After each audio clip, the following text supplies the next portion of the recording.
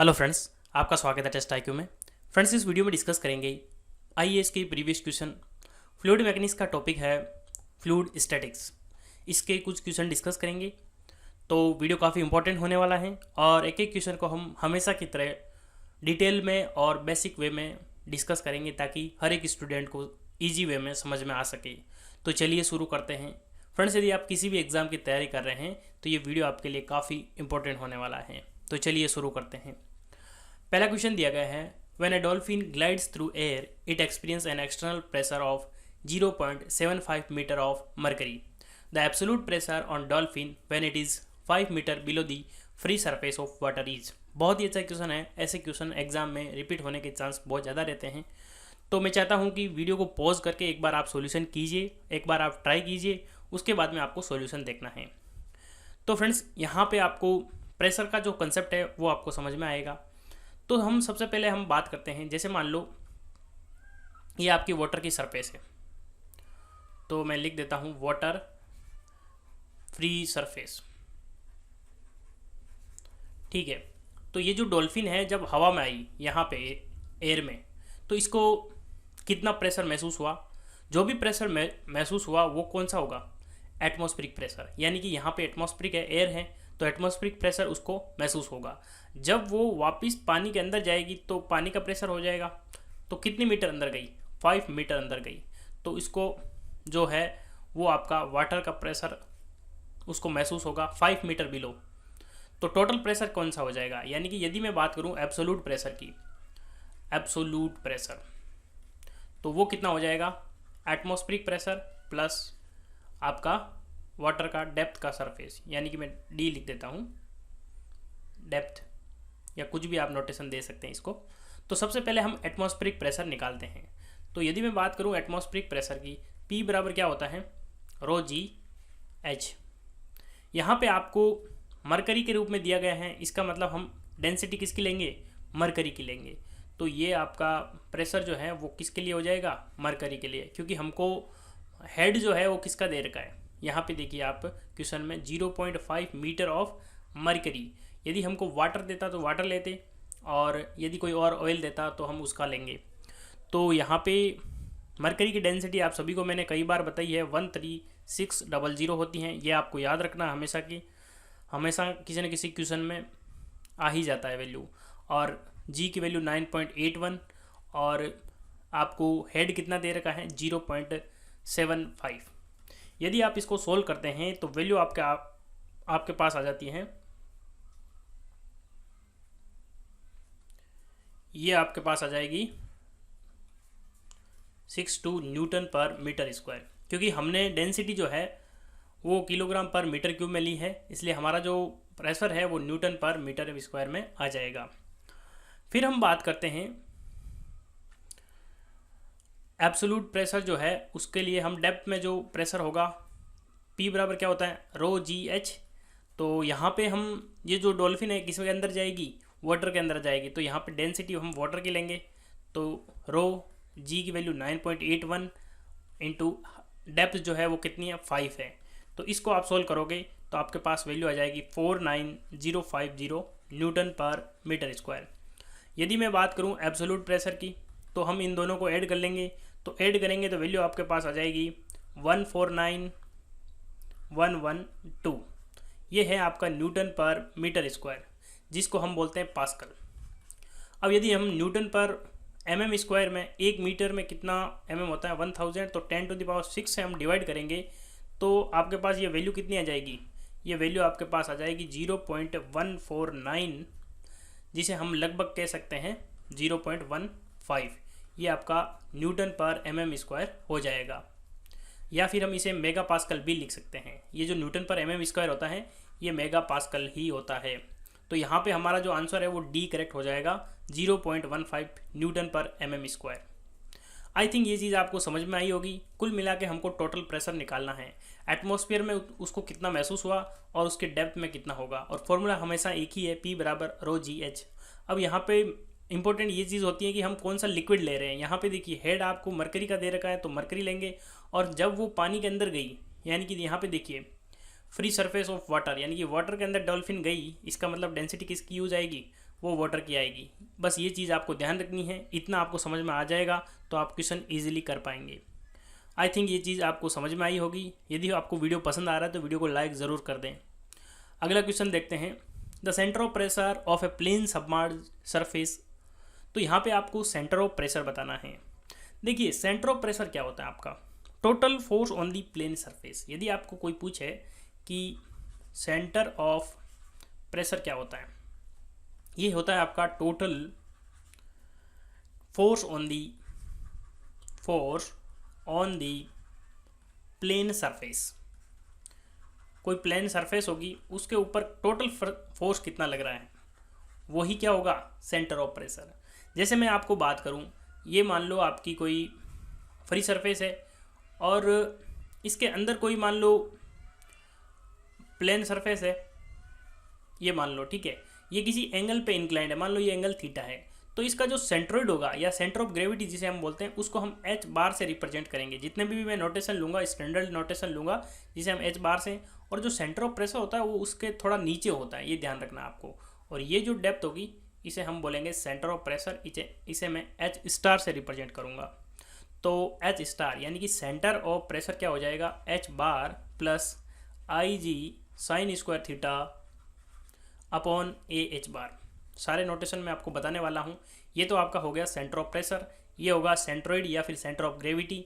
आई जी आपका moment of inertia होता है, और थीटा जो है वो एंगल है, कितने एंगल पे ये इंक्लाइंड है वो हम थीटा लेंगे। ये आपका प्लेन सरफेस है, उसका एरिया हो जाएगा, और ये मैंने आपको बता ही दिया क्या होता है, सेंटर ऑफ ग्रेविटी या फिर इसे हम बोलते हैं सेंट्रोइड।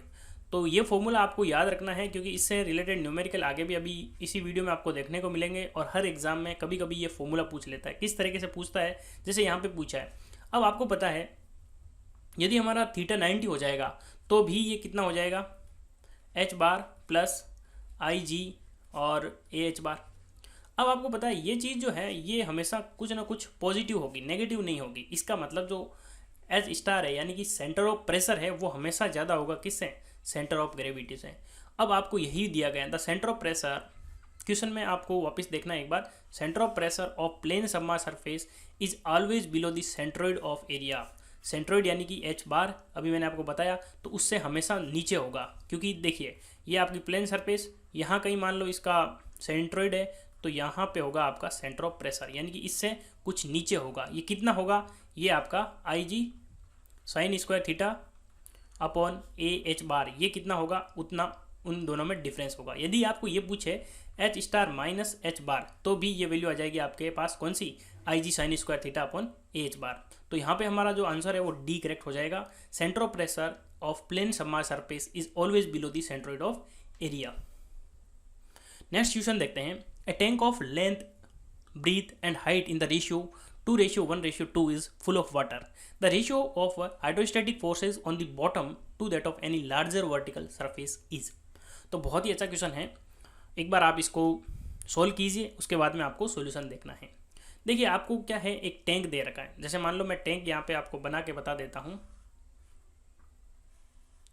ये आपका टैंक हो जाएगा, जिससे आपको थोड़ा सा समझने में क्लियरिटी होगी।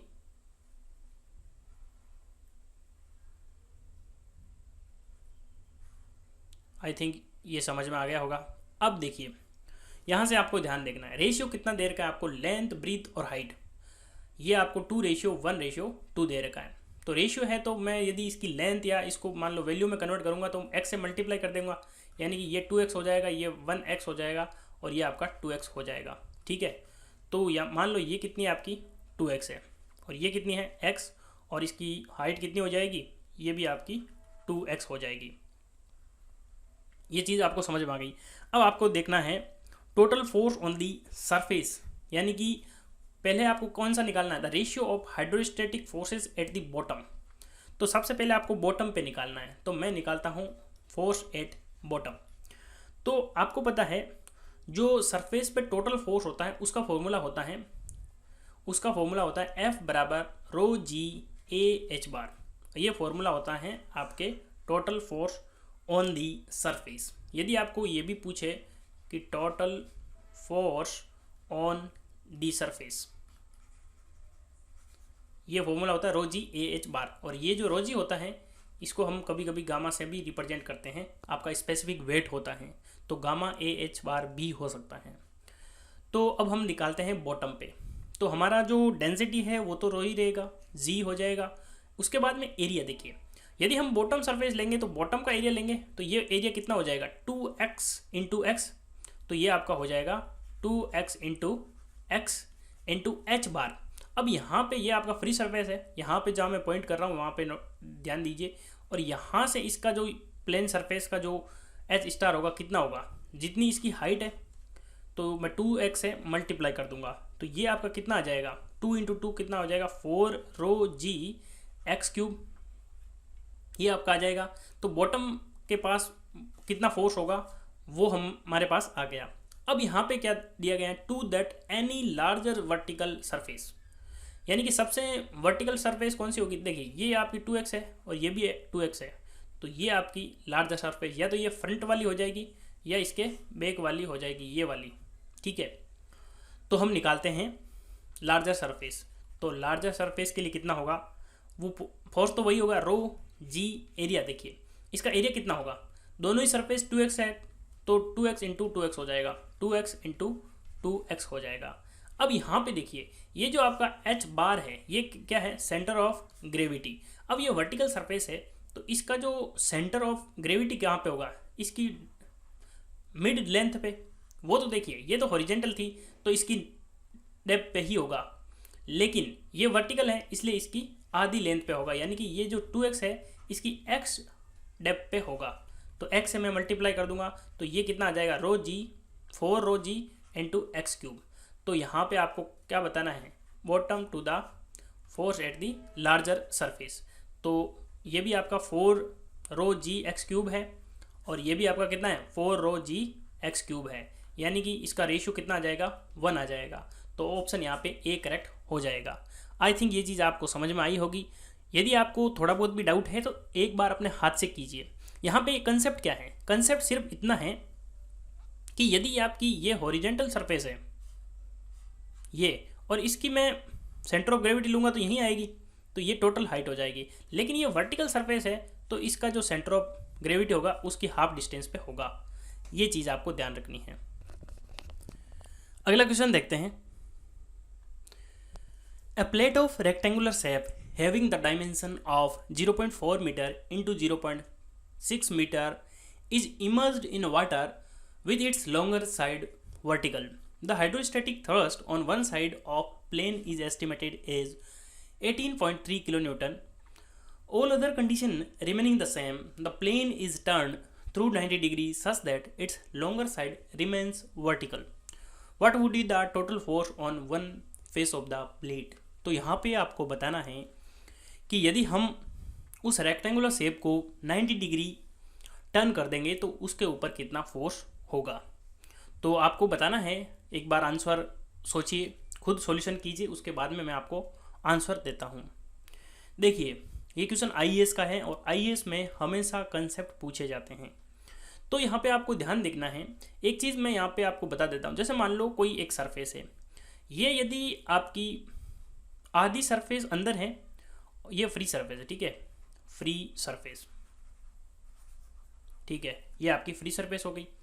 अब यदि ये इसका कुछ मान लो डेप्थ जो है वो अंदर है और यदि कुछ ये बाहर है, तो यदि हम इसको टिल्ट करते हैं, टिल्ट यानी कि इसको किसी एंगल पे मोड़ते हैं, तो इसके फोर्सेस में चेंज आ जाएगा। लेकिन एक चीज़ मैं आपको बता देता हूँ, जैसे मान लो ये कंप्लीट इमर्ज्ड है, यहाँ पे क्या लिखा हुआ है, is emerged in the water. Emerged का मतलब क्या है, ये पूरी पानी में डूबी हुई है, ठीक है। यदि ये फ्री सरफेस इस टॉप सरफेस पे टच भी है, लेकिन ये क्या है, इमर्ज्ड है, IMMERSED।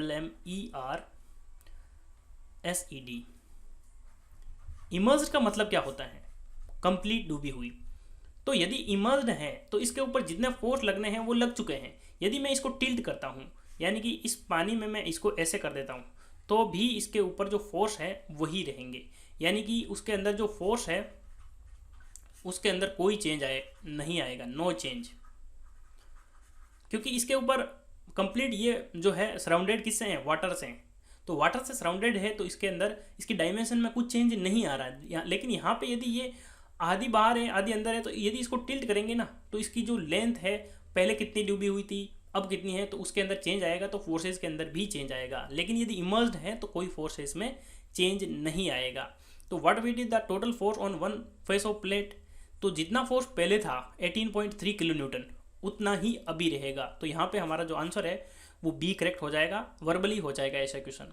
इसमें आपको पेन उठाने की जरूरत नहीं है, बस यदि आपका कंसेप्ट क्लियर होता है तो ऐसे क्वेश्चन आप 1 सेकंड में कर दोगे। लेकिन यदि आप सोचते हो कि इतना बड़ा क्वेश्चन लिखा हुआ है कैसे करेंगे, तब वहाँ पे आप टाइम का वेस्टेज कर दोगे, और टाइम ही इंपॉर्टेंट होता है।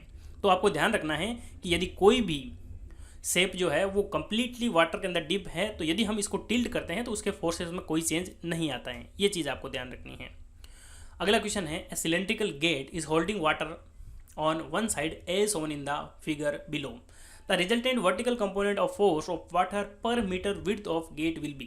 यानी कि ये जो गेट है आगे से आपको सर्कुलर दिख रहा है, यानी कि फ्रंट फेस है, पीछे से इसकी लेंथ जो है वो कुछ ऐसे होगी, और ये जो आपको कितनी है विड्थ, मान लो इसकी विड्थ बी है, तो यूनिट माननी है आपको, ये क्वेश्चन में दिया गया है, यानी कि फोर्स पर विड्थ दे रखा है, आपको निकालना है। अब इसको सोल्व कैसे करोगे, तो यदि मैं बात करूं कौन सा फोर्स पूछा गया है, वर्टिकल कंपोनेंट ऑफ फोर्स, तो वर्टिकल कंपोनेंट फोर्स मान लो यहाँ पे कुछ वर्टिकल फोर्स लगेगा। अब ये जो वर्टिकल फोर्स है कितना होगा, अब यहाँ पे मैं यदि इस पॉइंट पे बात करूँ तो ये जो आपका या तो ये जो इसके ऊपर कितना वेट है, टोटल वेट, या तो इतना कवर कर लो, यानी कि हाफ जो हेमी सर्कल है इसका कर लो, या इधर इसका कर लो, ये तो सिमिलर है, तो दोनों तरफ जो है फोर्स सेम ही रहेगा। तो यानी कि मैं बात करूँ यदि जनरल, तो वर्टिकल फोर्स कितना हो जाएगा, ये वर्टिकल फोर्स हो जाएगा आपका वेट, और ये वेट कौन सा है, वर्टिकल वेट कौन सा है, ऑन सेमी सर्कल,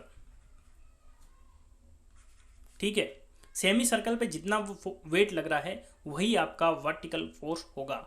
और वेट क्या होता है, वेट होता है आपका m इंटू जी, और mg को मैं क्या लिख सकता हूँ, रो इंटू वी इंटू जी, यानी कि मैं कह सकता हूँ रो जी। अब आपको वॉल्यूम निकालना है। अब ये देखिए, ये आपका कोई स्पेयर तो है नहीं, ये कैसा है, ये मान लो आगे से आपका सर्कुलर दिख रहा है और ये ऐसे गेट है, आपको ये फ्रंट फेस दिखा रखा है, तो इसका जो एरिया कैसा होगा, ये तो आपका एक तरीके से सर्कल है, तो पाई आर स्क्वायर, और इसका विड्थ कितना है, बी है मान लो, तो मैं क्या करूँगा, पाई आर स्क्वायर इसका एरिया हो जाएगा, लेकिन सेमी सर्कल है तो पाई आर स्क्वायर बाई 2 हो जाएगा, और यदि मैं इसको विड्थ मल्टीप्लाई करता हूँ तो ये आपका वॉल्यूम आ जाता है।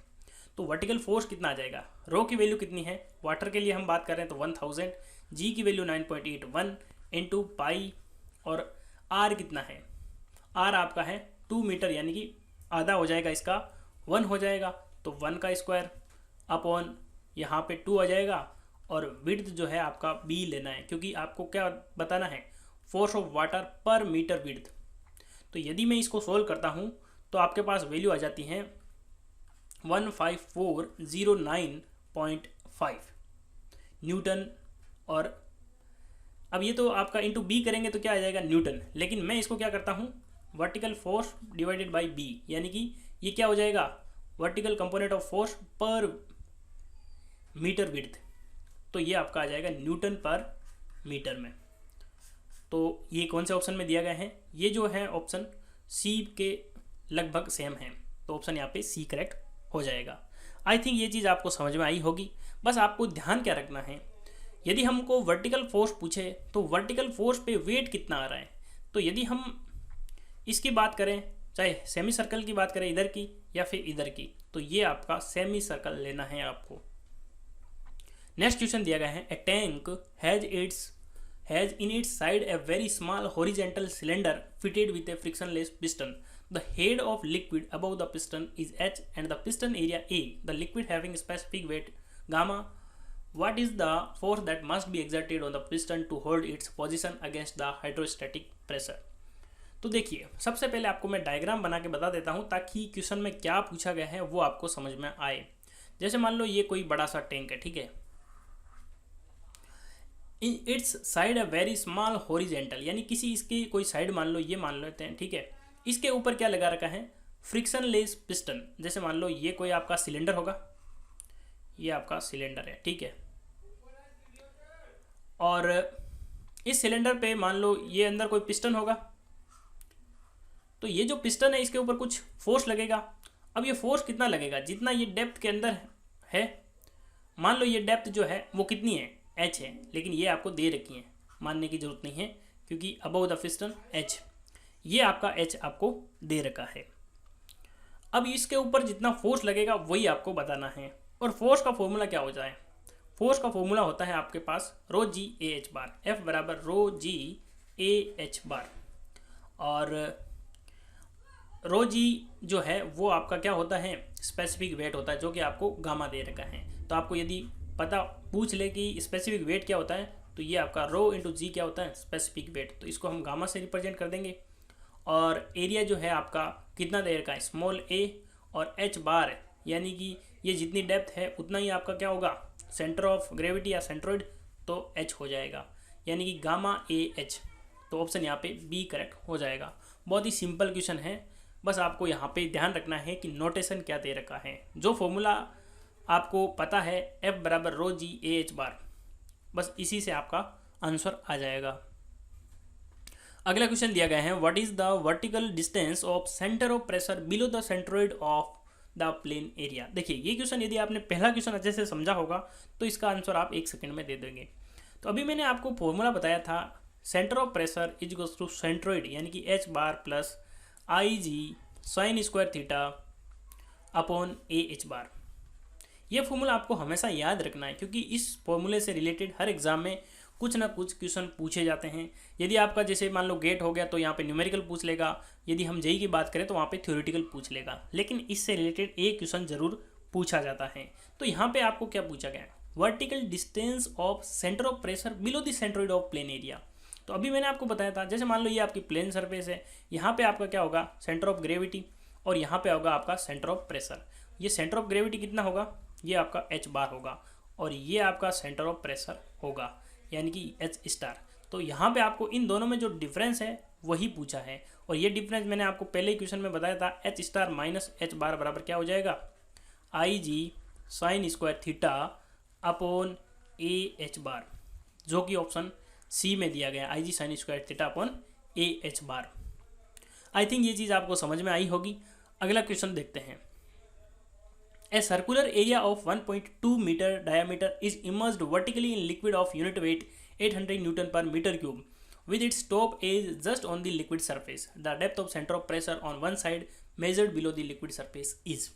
तो यहाँ पे आपको बताना है कि depth of centre of pressure, यानी कि कुल मिला के हमको जो अभी हमने बात की थी सेंटर ऑफ प्रेशर यानी कि एच स्टार निकालना है आपको। तो बस वीडियो को आपको पॉज करना है और एक बार जो मैंने आपको फॉर्मूला बताया है उसी से आपको सॉल्यूशन करना है। देखिए फ्रेंड्स, ये मैकेनिकल के क्वेश्चन जो है यदि आप अपने हाथ से नहीं करते हैं तो थोड़े दिन में आपको एक बार वीडियो देखने के बाद भूल जाओगे, इसलिए मैं चाहता हूँ कि आप पेन कॉपी हमेशा साथ में रखें। तो मुझे उम्मीद है कि आपने इसका सॉल्यूशन किया होगा।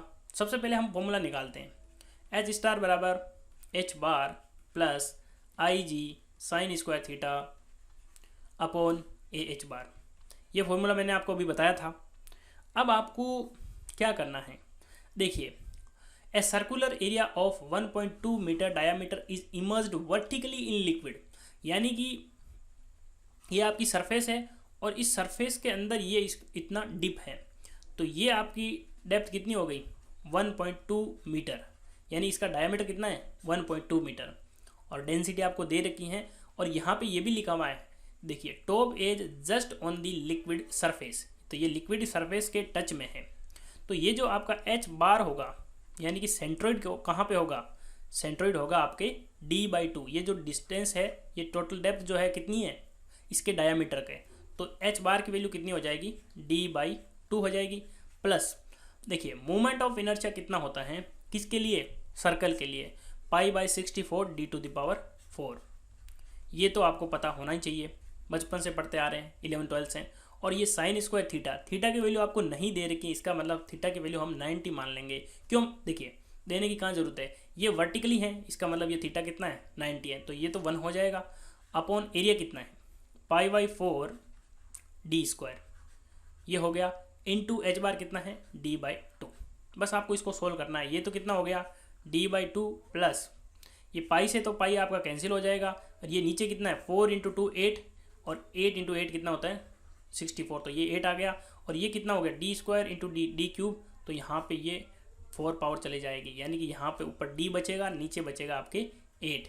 तो इसका मैं एलसीएम लेता हूँ तो कितना आएगा 8, और ये आपका 4 + 1 यानी कि 5d आ जाएगा। बस आपको d की वैल्यू रखनी है और आपका आंसर आ जाएगा 5/8 इंटू डी की वैल्यू है आपके पास 1.2। बस इसको आप सोल्व करोगे तो वैल्यू आपके पास आ जाएगी 0.75।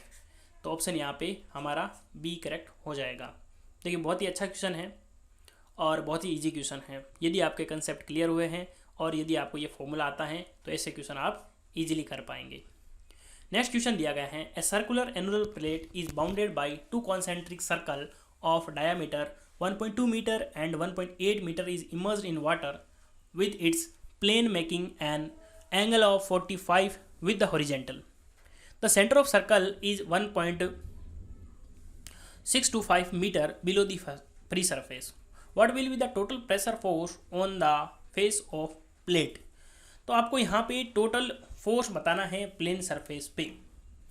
तो बहुत ही अच्छा क्वेश्चन है, लेकिन वही फॉर्मूला लगेगा जो मैंने आपको पिछले वीडियोस में बताया था। Total force on the plane surface मैंने कितना बताया आपको, ρg/h। बस एक बार आप ये फॉर्मूला लगा के इसका सॉल्यूशन कीजिए, आपके पास आंसर आ जाएगा। तो करते हैं इसका सॉल्यूशन। देखिए total force on plane surface कितना बताया था, टोटल फोर्स ρg/h। ये फॉर्मूला आपको याद रखना है। देखिए इस जो स्टैटिक में दो ही मेन फॉर्मूले, एक तो आपका ये ρg/h, एक आपने अभी H* वाला यानी कि सेंटर ऑफ प्रेशर वाला बताया था। बस दो ही फॉर्मूले आपको रखने हैं और आप सभी क्वेश्चन लगभग कर पाएंगे। तो यहाँ पे डेंसिटी जो है किसकी कितनी हो जाएगी 1000 हो जाएगी, और g की वैल्यू 9.81 होती है।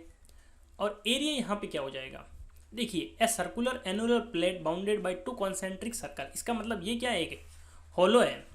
तो होलो है, इसका आउटर डायमीटर कितना है 1.2 और इनर डायमीटर कितना है 0.8, यानी कि ये आपका 0.8 हो गया और ये आउटर जो है वो आपका कितना है 1.2।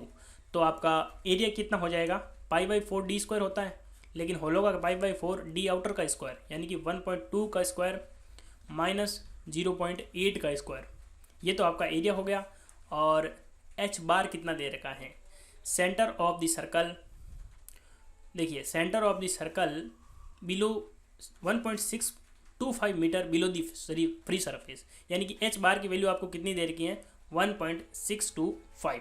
बस आपको इसको सोल्व करना है, आपके पास वैल्यू आ जाएगी 10016 न्यूटन, और यदि मैं इसको किलो न्यूटन में कन्वर्ट करता हूँ तो लगभग ये आपके पास आ जाएगी 10 किलो न्यूटन। तो ऑप्शन यहाँ पे हमारा बी करेक्ट हो जाएगा। अगला क्वेश्चन देखते हैं, the centre of pressure for an inclined surface area lies below the centroid of surface, coincide with the centroid, lies above the centroid of the surface, none of above. यदि आपने पिछला question ध्यान से देखे हैं तो ये क्वेश्चन आपके लिए बहुत ही ज़्यादा इजी हो जाएगा।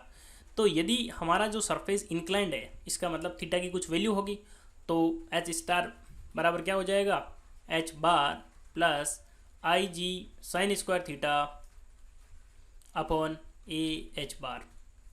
तो ये वैल्यू कुछ ना कुछ पॉजिटिव होगी, थीटा की वैल्यू यदि यानी कि इंक्लाइंड है तो थीटा की वैल्यू कुछ होगी, तो इसका मतलब क्या है H* is greater than H बार। ये मैंने आपको बार बार बताया है, इसका मतलब क्या हो जाएगा centre of pressure lies below the centroid of surface. तो ऑप्शन यहाँ पे ए करेक्ट हो जाएगा।